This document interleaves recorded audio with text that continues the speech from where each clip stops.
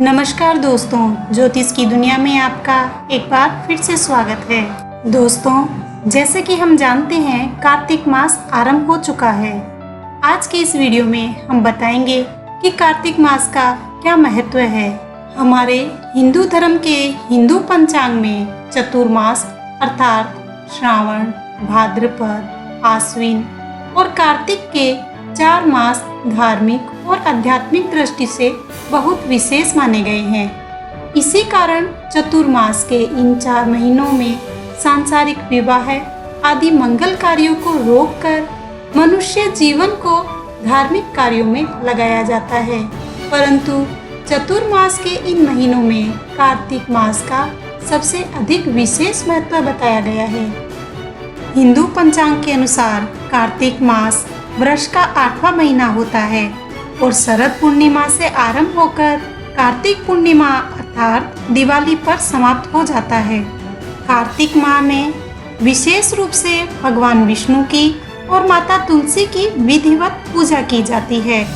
पुराणों के अनुसार कार्तिक मास भगवान विष्णु को अति प्रिय है तथा भगवान विष्णु स्वयं कहते हैं, वनस्पतियों में तुलसी, तिथियों में एकादशी और मास में कार्तिक मास मुझे अत्यधिक प्रिय है।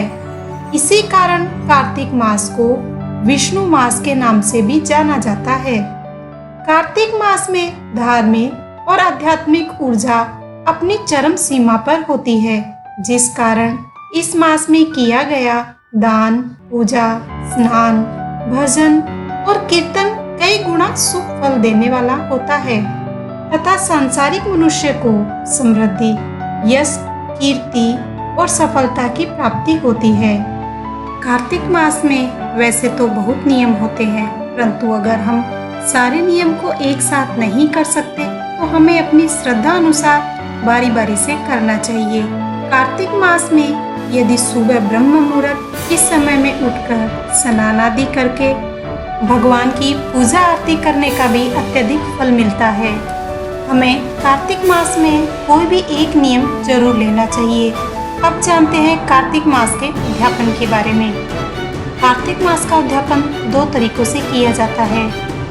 जो जातक लगातार 12 वर्षों तक कार्तिक माह का स्नान करते हैं वो 13वें साल व्रत का उद्यापन कर सकते हैं। और दूसरा होता है कार्तिक माह का उद्यापन, जिसमें दान, हवन, ब्राह्मण भोज, बड़ों को वस्त्र दान, गोदान आदि से व्रत का उद्यापन किया जाता है। हर किसी को अपने सामर्थ्य के अनुसार करना चाहिए। पौराणिक कथाओं के अनुसार ये मान्यता है कि भगवान कार्तिक शुक्ल द्वादशी को शयन से उठते हैं, त्रयोदशी को देवता उनके दर्शन करने को आते हैं और चतुर्दशी को सभी देवता मिलकर उनका पूजन करते हैं। इसके लिए उद्यापन चतुर्दशी तिथि को करना चाहिए। लक्ष्मी जी सहित विष्णु भगवान की पूजा करनी चाहिए। इस दिन उपवास रखना चाहिए। नाना प्रकार के भोजन बनाकर भगवान को भोग लगाना चाहिए और रात्रि में भजन कीर्तन के साथ जागरण करना अत्यधिक फलदायी माना जाता है। पूर्णिमा के दिन दान, हवन, पूजन करना चाहिए।